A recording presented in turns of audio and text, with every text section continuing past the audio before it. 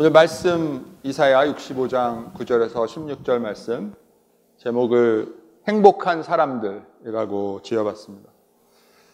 성도님들은 언제 행복하세요? 성도님들을 진정으로 행복하게 하는 것은 무엇입니까? 예배드려. 저는 나의 은행 어카운트에 돈이 쌓일 때 쌓여본 적이 없어서 내가 사고 싶은 것 살 때, 남에게 인정받거나 칭찬받을 때, 은행 어카운트에 돈이 쌓일 때 저를 행복해 하는 것만 열거하고 있습니다. 작은 예를 하나 나눠보겠습니다. 우리 그 미션팀 찬양하는 거 보셨지만 저희들이 이제 7월달 그 멕시코 마네아데로라는 곳, 이제 샌디에고에서 남쪽으로 3시간 반 가는 곳에 있습니다.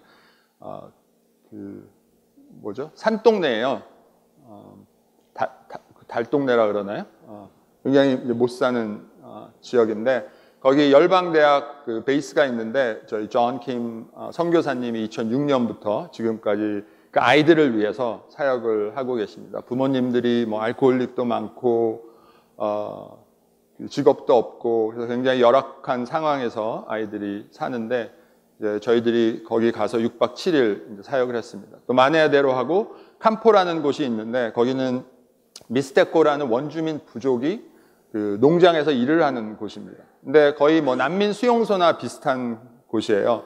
그래서 아이들이 굉장히 열악한 상황에서 컨테이너에서 살고 뭐 물도 별로 없고 음식도 없고 이제 하는데 선교사님이 거기에서 아이들을 위해서 이제 사역을 하십니다. 그래서 이제 6박 7일 저희들이 가서 마네아데로에서 3일 여름 성경 학교하고 캄포에서 이틀 여름 성경 학교하고 그 외에 이제 또 일도 하고 공사도 하고 뭐 청소도 하고 또 가정들 방문해서 기도도 해주고 또 상점들 가서 기도도 해주고 이제 그랬는데 마지막 날 사역 마지막 하는 날 아침에 이제 캄포에 가서 그 아이들과 마지막 시간 성경 학교를 하고 오후에는 열심히 사역을 했으니까 비치에 가서 좀 쉬는 시간을 갖자 이제 그렇게 계획을 세웠었습니다. 그리고 선교사님이 아시는 그 미국 부부께서 비치하우스가 있으셔가지고 저희 팀을 이제 초청하셨어요. 바베큐도 하고 비치에서 놀기도 하고 저녁까지 먹고 가라. 그렇게 계획을 세웠었는데 그 전날 이제 저희들이 그 플리마켓 마네아데로에 있는 플리마켓에 이제 프레이어 기도를 하는 시간을 가졌는데 기도를 이제 상점들 가서 기도를 하는데 첫 상점에 들렸는데 거기에 4살짜리 아이 헤수스 그다음에 할머니 어머니가 상점을 돌보고 계셨는데 그 어머니가 이제 기도를 부탁하시는 거예요. 헤수스 아이 4살짜리 아이 건강과 또 그 상점의 번성을 위해서 좀 기도를 해달라. 그래서 이제 기도를 우리 아이들과 함께 하는데 문득 그런 생각이 들더라고요. 마지막 날 오후에 비치에 가서 쉬는 것도 좋지만 그 마지막으로 그 아이들을 위해서 좀 특별한 프로그램을 하는 게 좋지 않을까라는 생각이 갑자기 드는 거예요. 그래서 우리 선교사님과 스태프들과 이제 상의를 해서 왜냐하면 그 미국 그 부부들이 저희들 초청하려고 계획도 다 하시고 하셨으니까 그래서 상의를 해서 그러면 비치에 가지 않고 마지막으로 좀 특별한 프로그램을 하자. 무엇을 했으면 좋겠냐? 근데 이제 아이들이 좀 평소에 하지 못하는 것을 하면 좋겠다. 그래서 영화를 보자. 영화를 함께 보고 그리고 나초와 아이스크림을 함께 나누자. 왜냐하면 거기는 영화를 보러 갈 수 있는 형편이 안 되니까. 그래서 이제 그렇게 하기로 하고 이제 그날 저녁에 우리 아이들과 이제 상의를 했습니다. 원래는 내일 이제 오후에 비치를 가기로 했는데 우리가 이제 마지막 날이니까 좀 아이들을 위해서 뭔가 좀 해줄 수 있는 특별한 프로그램을 하는 게 어떻겠냐 그랬더니 좀 아쉬워하는 그런 부분도 있었지만 모든 아이들이 흔쾌히 동의를 하는 거예요. 그렇게 하자고. 그래서 이제 그렇게 해서 저희들이 마지막 날 함께 영화를 보고 한 50명 정도 왔습니다.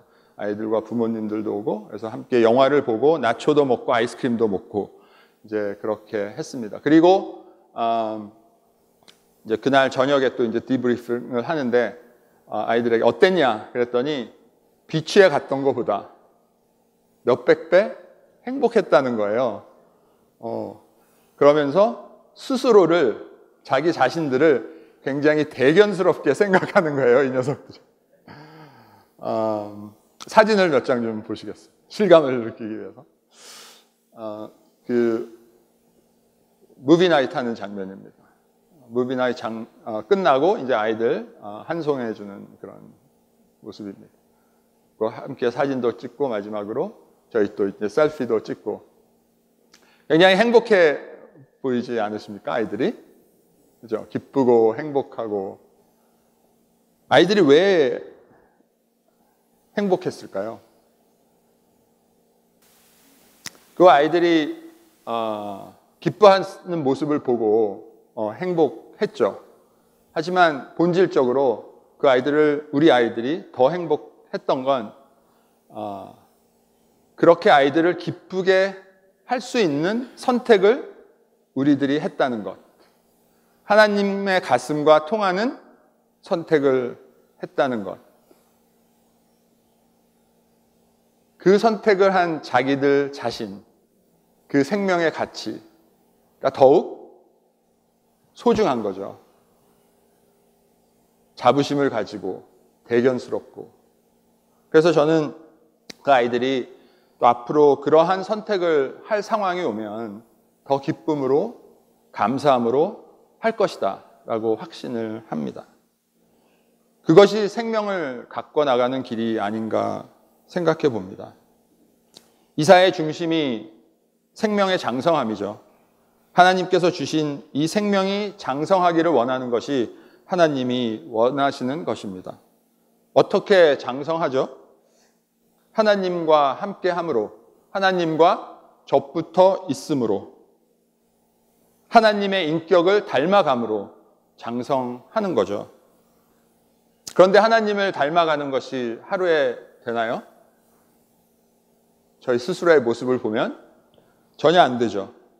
천천히 흐르는 실로아의 물입니다. 연약한 한 아기, 금방 꺾여질 것 같은 한 싹, 천천히 조금씩 자라납니다.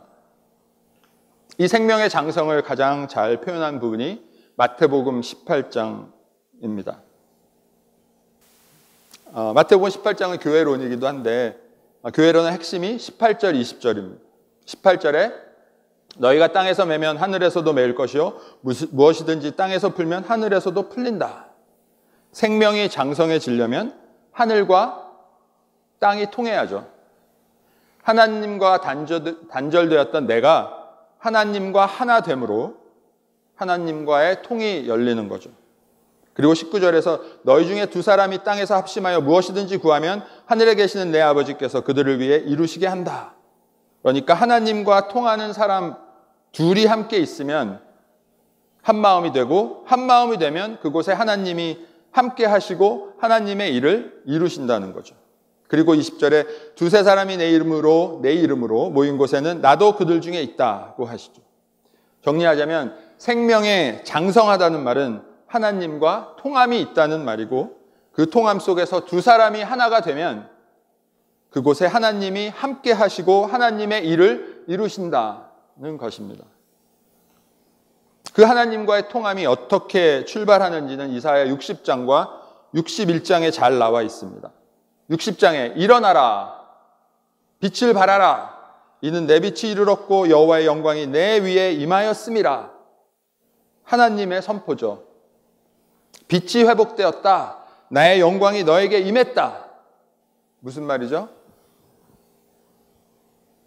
구원됐다는 거죠.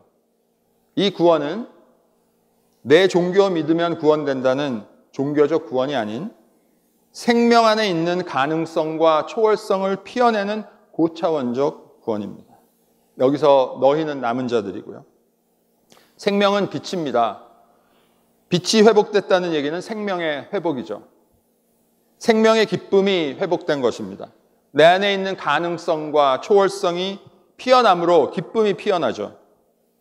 우리 아이들 모습과 같이. 그리고 우리가 함께 기쁨을 표현하고 함께 기뻐할 때 하나가 됩니다. 생명의 기쁨으로 하나가 되는 것입니다. 왜냐하면 함께 기뻐할 때 나가 없어지고 너가 없어지고 우리만 남습니다. 우리만 남아서 하나가 됩니다. 그리고 우리만 남아서 하나가 될 때 경탄과 환희와 아픔이 피어납니다. 그 경탄과 환희와 아픔이 피어날 때 진정한 코이노니아가 이루어집니다. 그것이 교회입니다. 그리고 61장은 시작이 주 여호와의 영이 내게 내리셨으니 이는 여호와께서 내게 기름을 부으사로 시작합니다. 이건 나의 선포죠. 60장은 하나님의 선포, 61장은 나의 선포. 하나님의 영이 내게 임하고 기름 부음을 받았습니다. 그러므로 이제는 세상의 어둠과 추함에서 벗어나 생명의 아름다움으로 살겠습니다. 생명의 아름다움이 무엇입니까? 하나됨이죠. 단절, 이기, 욕심에서 회복되는 것입니다. 그런데 이 단절, 이기, 욕심의 뿌리는 무엇입니까? 거짓이죠. 하나님의 영이 임하여 거짓 뿌리를 잘라내는, 그리하여 그 생명의 아름다움을 회복한 삶, 하나님과 통한 삶, 하나님과 통했다고 느껴질 때 진정한 행복을 느끼고 누린다고 생각합니다. 이번 주 본문 이사야 65장 9절 16절에서는 65장 1절에서 8절에 종교주의자들에 대한 첫째와 둘째 선고를 이어 셋째 선고가 내려집니다. 65장과 66장의 주제는 여호와의 섭리의 완성입니다. 그리고 이사야의 중심 부분입니다. 복습을 잠깐 해보겠습니다. 63장 7절에서 64장 12절까지는 남은 자들을 대표한 선지자와 종교주의자들의 최후 진술 시작과 마감입니다. 65장 1절에서 6절까지는 하나님의 최종 선고 이유에 대한 설명이고 7절에서 첫째 선고, 너희의 죄악과 너희 열조의 죄악을 함께 하리니 이는 산 위에서 분향하며 작은 위에서 나를 능욕하였음이라. 그러므로 내가 먼저 그 행위를 헤아리고 그 품에 보응하리라. 너희는 너희 조상 죄를 그대로 답습하여서 죄사함과 은혜를 패하였다. 그러므로 그 대가를 치를 것이다. 는 선고입니다. 그리고 8절에서 포도송이에는 즙이 있으므로 사람들이 말하기를 그것을 상하지 말라. 그것이 복이 있느니라. 나도 내 종들을 위하여 그같이 행하여 다 멸하지 아니하고, 나도 내 종들을 위하여 다 멸하지 아니하고 기다린다. 즉 남은 자들의 완성을 위한 집행유예 선고입니다. 9절에서 12절은 선고를 위한 판결문입니다. 9절, 내가 야곱 중에서 씨를 내며 12지파를 택한다는 것이죠. 유다 중에서 나의 산들을 기업으로 얻을 자를 내리니 나의 택한 자가 이를 기업으로 얻을 것이요 나의 종들이 거기 거할 것이다. 유다에서 나의 산들을 기업으로 얻을 자들이 나오는데 나의 택한 자, 즉 나의 종들, 나의 남은 자들이 그 기업을 상속한다. 그런데 유다 지파만 남은 자들이 아니고 그 유다를 통해서 세움받은 모든 백성, 택함받은 백성, 남은 자들이 유업을 받는다는 뜻이죠. 그리고 그 뜻은 이제는 나는 유대 지파다라는 name value, no more. 현상의 소속은 의미가 없어졌습니다. 이제는 새 이름으로 부른다는 뜻입니다. 62장 4절에 다시는 너를 버리운 자라 칭하지 않고 다시는 내 땅을 황무지라 칭하지 아니한다는 말씀의 성육입니다. 새 이름으로 불림을 받기 원하십니까? 8절에서 14절 너희가 6번 나오고 나의 종들이 6번 나옵니다. 그리고 15절에 너희가 남겨놓은 이름은 내가 택한 자의 저주거리가 될 것이니라. 주 여호와 내가 너를 죽이고 내 종들은 다른 이름으로 부르리라고 방점을 꽝 찍으십니다. 결국 너희와 나의 택한 자 중 나의 택한 자, 즉 나의 종을 선택하시는 하나님의 결론을 셋째 선고에서 저희는 만납니다. 그리고 10절, 샤론은 양떼 우리가 되겠고 아골 골짜기는 솥대가 눕는 곳이 되어 나를 찾는 내 백성의 소유가 되려니와. 샤론과 아골 골짜기는 가나안의 가장 아름답고 풍요한 곳이었습니다. 그 샤론은 지금도 그 텔아비브 그 해변에서 사마리아 언덕까지 한 평방 90km 되는 곳을 이제 샤론이라 그러는데, 아직도 땅이 비옥해서 이스라엘의 인구 밀도가 가장 높은 곳 중에 하나라고 하더라고요. 그리고 아골 골짜기는 여리고 근처인데, 유다가 여리고를 함락하고 나서 아간이 재물을 숨겼다가 죽은 곳이잖아요. 근데 여리고 근처거든요. 근데 여리고가 굉장히 풍요한 곳이었잖아요. 그러니까 아골 골짜기도 굉장히 풍요했다고 합니다. 아무튼 가나안에서 가장 아름답고 풍요한 곳을 나를 찾는 내 백성, 남은 자들은 나의 유업을 받을 것이다. 11절, 오직 나 여호와를 버리며 나의 성산을 잇고 가색에 상을 베풀며 무니에게 썩은 술을 가득히 붓는 너희여. 11절 원문에는 but you, 그러나 너, 에타, 나 여호와를 버리며 forsake, 아제v, 나의 성산을 잇고 forget, 샤캑, 가색에 상을 베풀며 무니에게 썩은 술을 가득히 붓는 너희여. 여기서 갓은 그 바벨론의 행운신을 의미하고요. 무니는 destiny, 운명의 신을 의미합니다.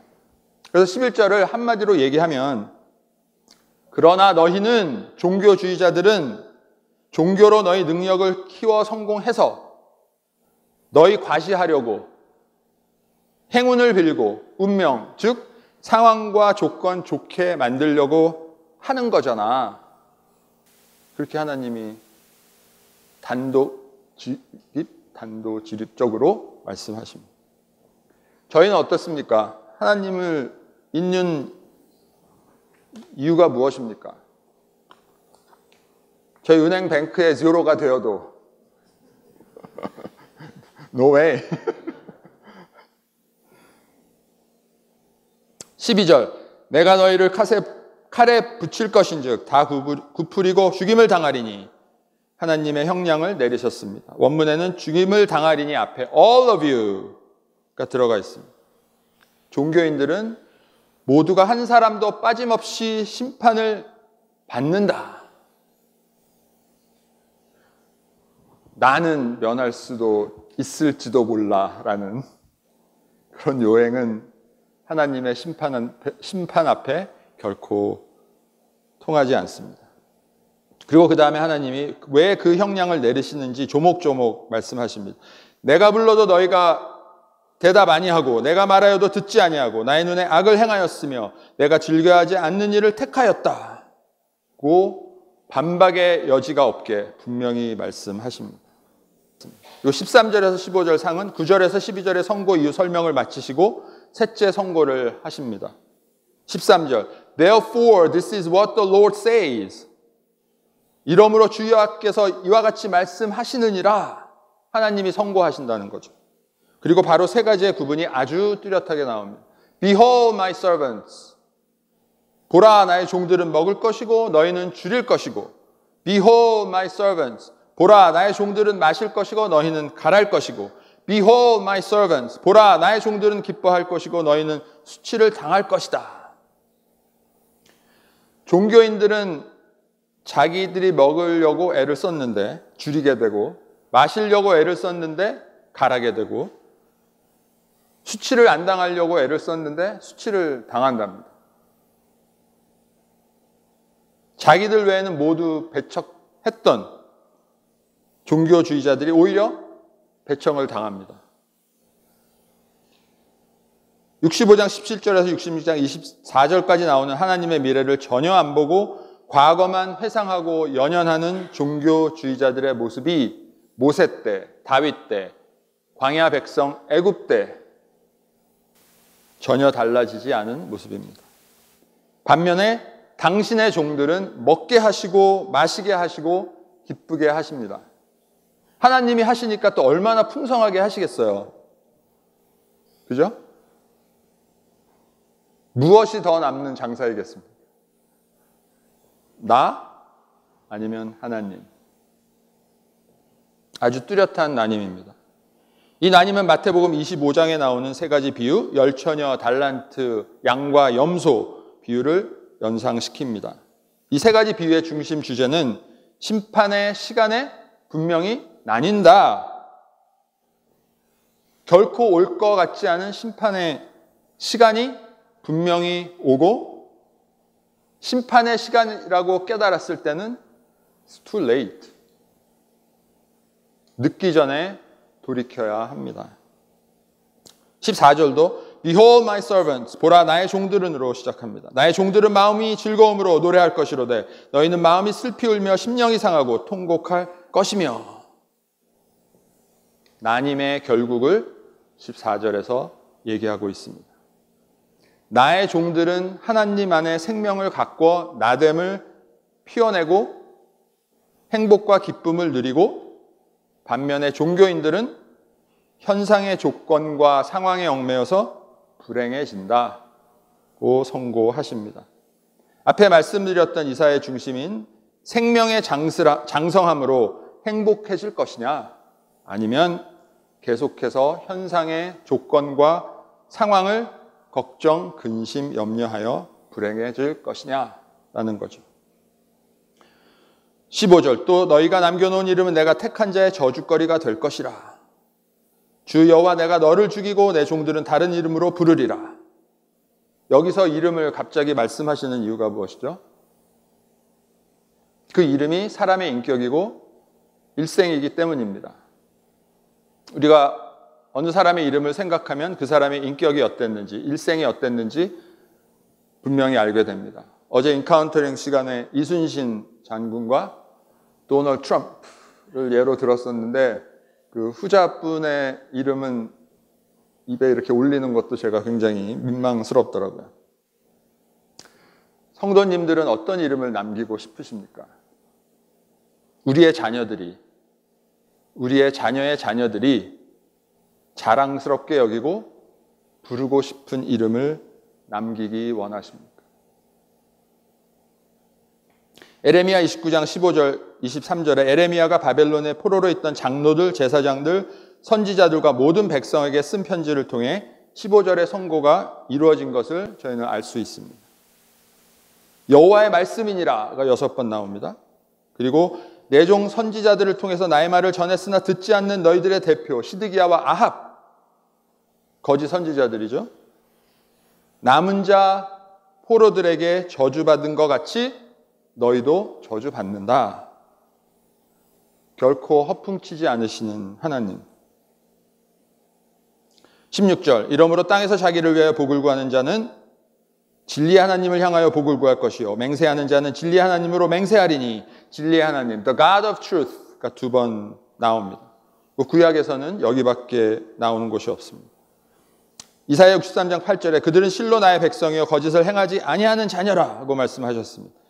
하나님이 진리의 하나님이시기에 당신의 백성도 거짓을 행치 않는다고 하십니다. 다시 말하면 진정한 하나님의 백성은 거짓을 행하지 않습니다. 거짓을 행하면, 진실하지 않다면 그럼 뭐죠? 하나님의 백성이 아닌 거죠. 외식하는 자들, 겉과 속이 다른 자들, 종교인, 하나님의 백성이 결코 될 수 없습니다. 종교인들의 속셈은 자기 기득권을 가지는 것에 있습니다. 하나님을 이용해서 겉으로는 거룩한 척, 속으로는 인간의 생각, 저급한 가치로 가득 차 있습니다. 그러므로 가치 높은 하나님의 일을 가치 낮은 인간의 일로 만듭니다. 16절 후반에 이는 이전 환난이 잊어졌고 내 눈앞에 숨겨졌음이라. 잊어졌다, forsake, 샤케, 다시 한번 나옵니다. 숨겨졌다, hidden입니다. 이 법정 선고로 지난 일을 마감하고 새 미래를 연다는 것입니다. 어떻게 알죠? 다음 주에 보실 17절에 보라 내가 새 하늘과 새 땅을 창조하나니 이전 것은 기억되거나 마음에 생각나지 아니할 것이다 고 선포하십니다. 8절과 같이 남은 자들을 세우시기 위해 성고 집행유예를 하십니다. 그리고 느헤미야를 통해 성전 재건축, 예배와 말씀의 회복을 통해 말씀의 수로를 여시고 그 말씀이 성육되는 자리, 결국 난임의 시간으로 인도하십니다. 그리고 난임을 통해 종교주의자들은 랍비 유대교로 이어지고 남은 자들은 한 줄기 실로의 물이 되어 예수님의 시간을 통해 지금 우리가 있는 이 시간까지 흐르고 있는 것입니다. 그리고 이사야 43장 18절 19절의 말씀이 성취됩니다. 너희는 이전 일을 기억하지 말며 옛날 일을 생각하지 말라. 보라, 내가 새 일을 행하리니 이제 나타낼 것이다. 정리해 보겠습니다. 65장 1절에서 8절의 두 번의 법정 선고로 말씀과 종교가 분명히 나누어졌습니다. 그리고 그 나님은 말씀드린 것 같이 랍베 유대교와 실로아의 한 줄이 물로 이어지고 나세렛 예수에 이르러서 말씀과 종교의 충돌로 일어납니다. 9절에서 16절은 셋째 선고와 집행유예의 기간을 선포하시고 나의 종 택한 자들을 세우십니다. 저희는 지금까지의 이사야서를 통해서 하나님께서는 이사야, 에레미야, 학개, 스가랴 선지자들을 통해 2절과 12절에 나온 것 같이 패역한 백성들에게 계속 말씀하시고 부르시고 그 말씀을 선택하는 자들로 당신의 종들을 선택하신다는 것을 만났습니다. 그리고 고레스, 다리우스, 아닥사스다, 스룹바벨, 에스라에서 느헤미야로 이어지는 역사를 통해 하나님께서 현현하시어 섭리를 이루신다는 것도 또한 만났습니다. 그리고 또 하나님의 역사와 섭리를 통해 볼 수 있었던 것은 종교인들은 그리고 이 세상은 그 하나님의 말씀과 섭리는 상관 안 하고 오직 현상적 표적만 구한다는 것입니다. 마가복음 8장 11절 12절에 바리새인들이 예수님을 힐난하며 시험하여 하늘의 표적을 보여달라고 합니다. 마태복음 12장 38절 42절에도 서기관과 바리새인들이 표적을 보여달라고 예수님께 요청합니다. 또 누가복음 11장 29절에서 30절 예수님께서 모인 무리들에게 이 세대는 표적만 구한다고 말씀하시는 장면이 나옵니다. 종교인은 현상밖에 보지 않습니다. 하나님께 구하지만 내가 정한 시간에 내가 정한 식으로 역사하지 않으면 하나님마저도 외면하고 저주합니다. 하나님에 대한 저주는 스스로의 저주로 돌아옵니다. 그것을 저희는 본문을 통해 보았습니다. 왜 현상밖에 못 볼까요?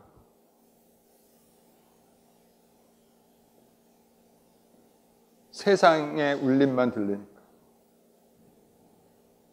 하나님의 울림은 안 들리고 조금 들리겠죠. 그렇지만 세상의 울림이 더 크니까. 요즘 세상 사람들은 나에게 너무 초점이 맞춰져 있습니다. 모든 것이 내 중심입니다.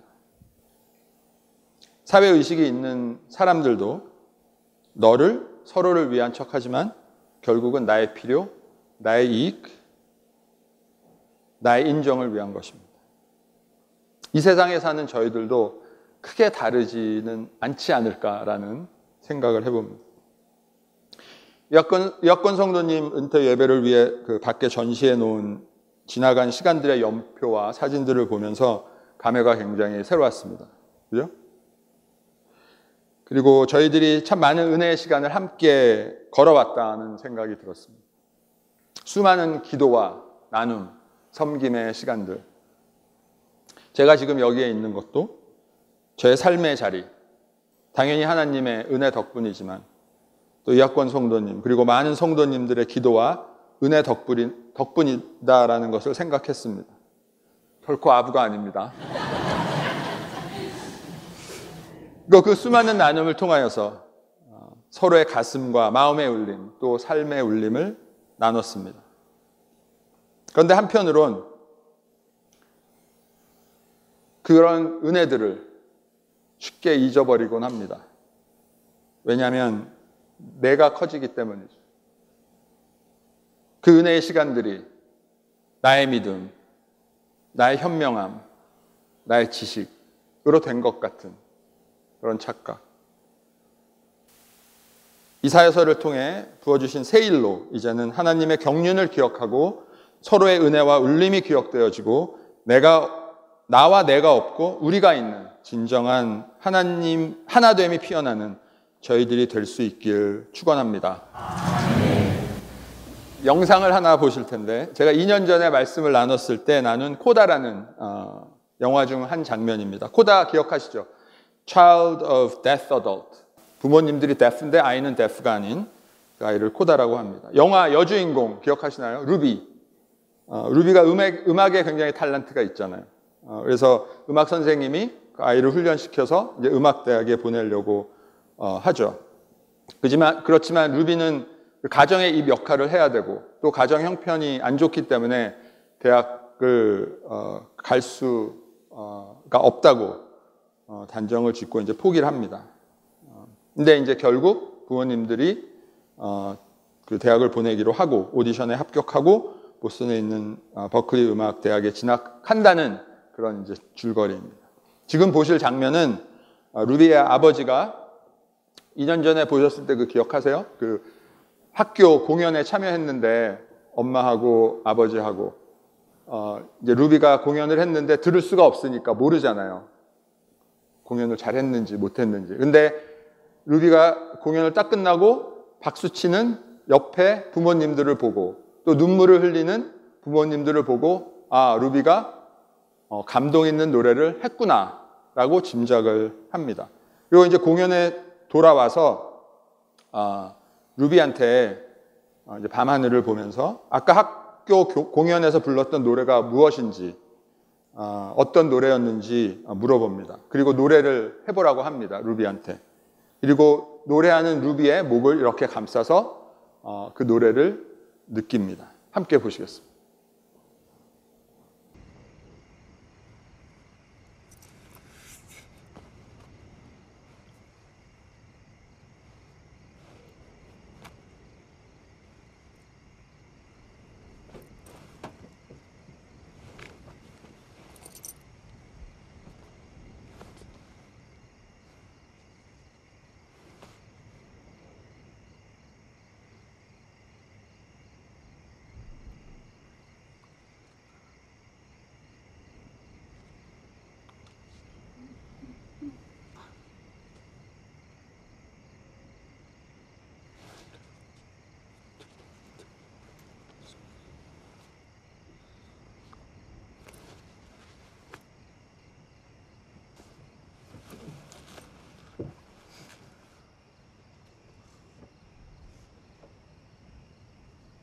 The sweet morning dew, I took one look at you, and it was plain to see you were my destiny.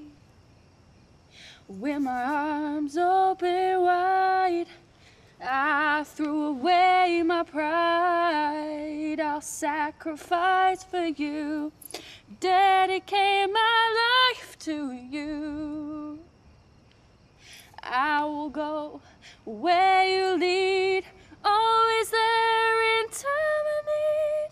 And when I lose my will, you'll be there to push me up the hill. There's no looking back for us. We got love, sure enough, that's enough. You're all that I need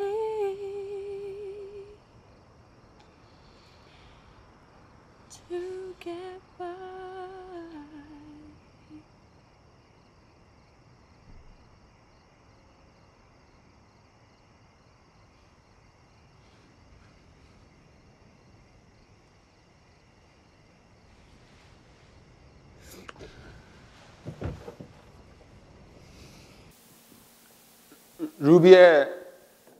루비와 아버지가 하나 되는 순간입니다. 루비의 아버지는 루비의 목의 떨림을 통해 루비의 노래를 느낍니다. 그런데 루비가 노래하는 모습을 보셨지만 아버지가 노래를 느끼게 하기 위해서 전심으로, 중심의 진실함으로 노래합니다. 그걸 통해 아버지는 루비의 가슴, 생명의 울림을 느낀 것 같습니다. 자녀들의 울림을 느껴보셨나요? 자녀들의 목, 자녀들의 가슴. 한번 얹어놓고 느껴보셨나요?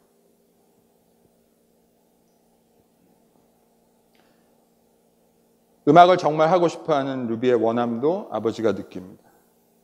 그리고 루비가 정말 달란트가 있는 것도 직접 확인을 합니다. 그 시간 때문에 그 아버지는 엄마를 설득해서 루비를 음악대학에 보내기로 결정합니다. 아까 하나님과 통함을 느꼈을 때 행복을 느낀다고 말씀드렸죠. 그리고 저는 우리가 가장 행복을 느끼는 또 하나의 시간이 나의 진실의 울림이 너에게, 우리에게, 이 땅에 들려졌을 때가 아닌가 생각해 봅니다. 내가 나됨의 용기를 가지고 나의 진실을 나눴을 때 그 진실이 다른 누군가에게 아내이건 남편이건 자녀이건 이웃이건 성도이건 울려졌다고 느껴졌을 때 참된 행복을 느끼는 것 같습니다. 이 말을 동전의 반대편 관점에서 보면 그 울림은 나에게 초점이 너무 맞춰져 있으면 들리지 않습니다. 아내의 울림, 남편의 울림, 자녀의 울림, 성도의 울림이 전혀 들리지 않습니다. 나를 향한 나의 초점이 너를 향할 때 우리 모두 각자 나의 초점이 너를 향할 때 그러면 그 초점은 우리를 향하게 되죠. 그때 너의 울림을 들을 수 있고 서로의 울림을 들을 때 하나가 될 수 있다고 생각됩니다. 근데 하나님은 우리의 울림을 들으십니다. 아주 미세한 울림마저도. 그 울림을 품으시고 우리에게 오셔서 우리의 울림을 품으신 그 사랑의 가슴으로 우리를 격려하시고 위로하시고 함께 하십니다. 책을 하나 소개하겠습니다. 아버지의 해방 일지라는 책인데 정지아 씨가 지은 책입니다. 근데 사실 정지아 씨 소설이지만 정지아 씨 아버지에 대한 책입니다. 정지아 씨의 아버지와 어머니는 빨치산이셨습니다. 사실 빨치산이라고 해서 공산군, 뭐 또 공산군을 같이 도우고 했던 건 아니고 사회주의자였습니다. 근데 이제 50이 들어서고 빨치산으로 누명을 시움받게 돼가지고 징역을 6년 다녀옵니다. 1980년도 전이죠. 70년도 중반부터. 근데 문제는 아버지 자신이 징역을 다녀온 것이 문제가 아니고 그 빨치산이었다는 누명 때문에 연좌제라 그러잖아요. 그것 때문에 뭐 자녀들 또 아버지의 아버지, 정지아 씨의 할아버지 또 작은 아빠, 가까운 친척들은 물론 친구들마저도 굉장한 그 사회의 정죄와 제약을 받게 됩니다. 그리고 그 가족 친척들의 엄청난 원망은 물론이고 친구들도 이제 아버지를 떠납니다.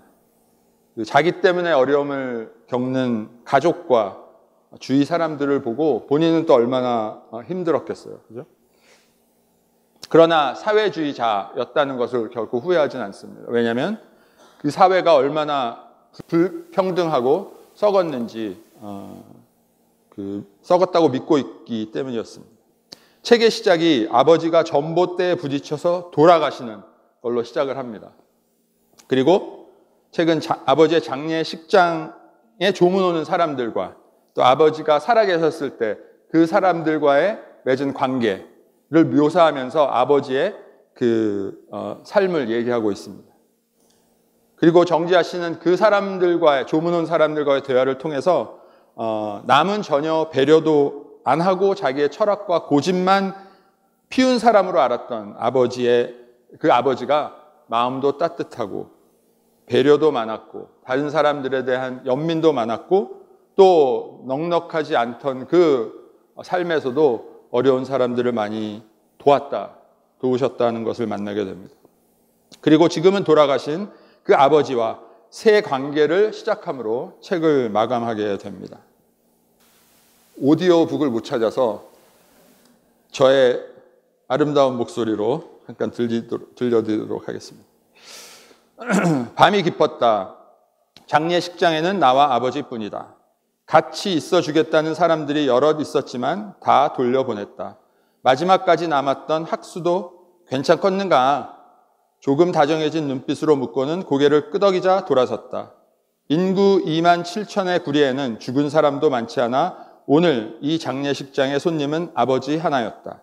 그러니 이 장례식장에는 냉동고에 있는 아버지와 나 정말로 둘뿐인 것이다.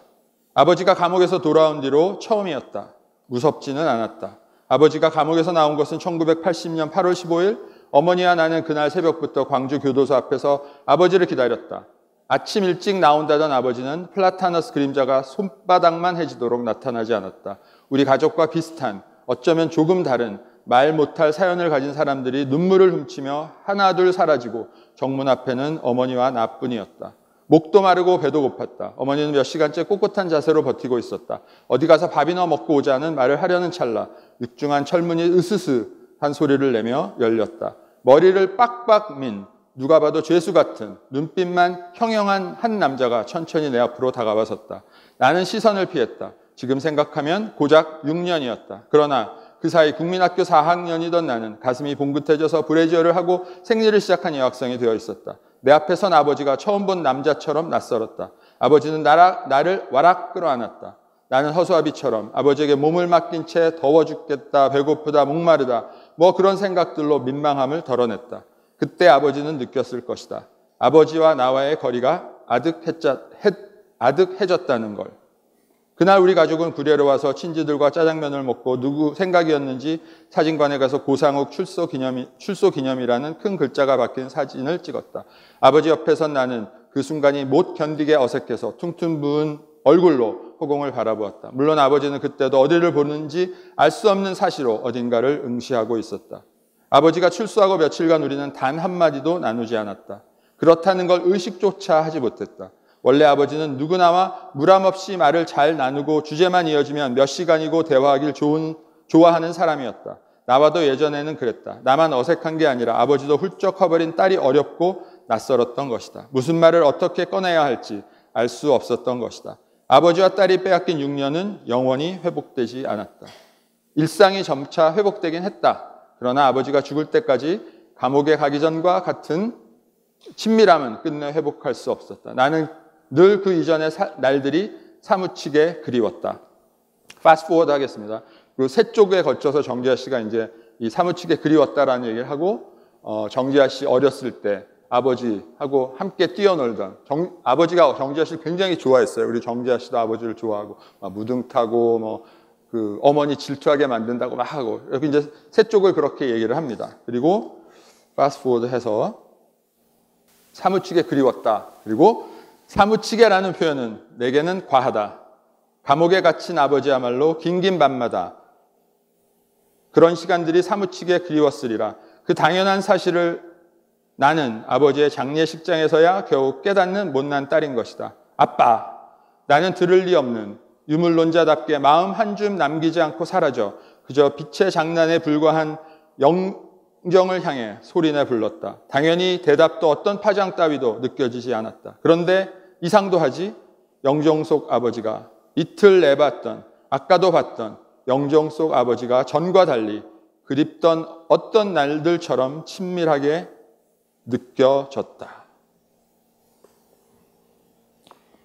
아버지의 울림이 감옥에서 나온 후부터 돌아가실 때까지 정지하 씨에게 안 들렸죠. 아버지가 빨치산이라는 현상 때문에 감옥에 갔다는 현상 때문에 아버지의 울림을 정지하 씨는 막아버렸습니다.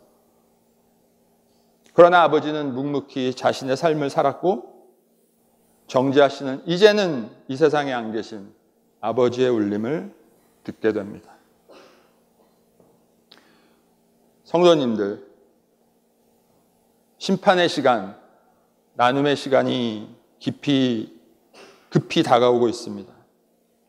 상황과 조건에 얽매여 무엇을 먹을까, 마실까, 입을까, 걱정, 근심, 염려하는 삶. 또 그것을 해결해 보려 행운을 구하고 운명을 바꾸려 하나님을 찾는 삶을 선택하시겠습니까? 아니면 내가 하나님의 형상을 닮은 생명임을 알고 하나님의 울림을 듣고 느끼고 그 하나님과 접붙어서 생명을 가꾸고 순간순간 하나님을 택하고 나의 진실을 택하여 나에게 초점을 맞추지 않고 너에게 초점을 맞추어 함께 기쁨을 피워내는 삶을 택하시겠습니까? 이 나의 선택이 나의 심판입니다. 그런데 저희는 1820 데일리 브레드를 통해 생명을 사는 선택을 함께 할 수 있습니다. 함께 격려하며 이끌어주며 위로하며 서로의 울림을 듣고 나누고 순간순간의 삶의 선택이 생명의 가능성과 초월성이 피어나는 선택을 하도록 도울 수 있습니다. 그리하여 함께 기쁨을 피워내고 그 기쁨으로 하나 되어서 이 세상의 기치가 될 수 있다고 저는 감히 확신합니다. 함께 선택하며 나아가시기 원합니다. 말씀을 기억하며 함께 기도하시겠습니다.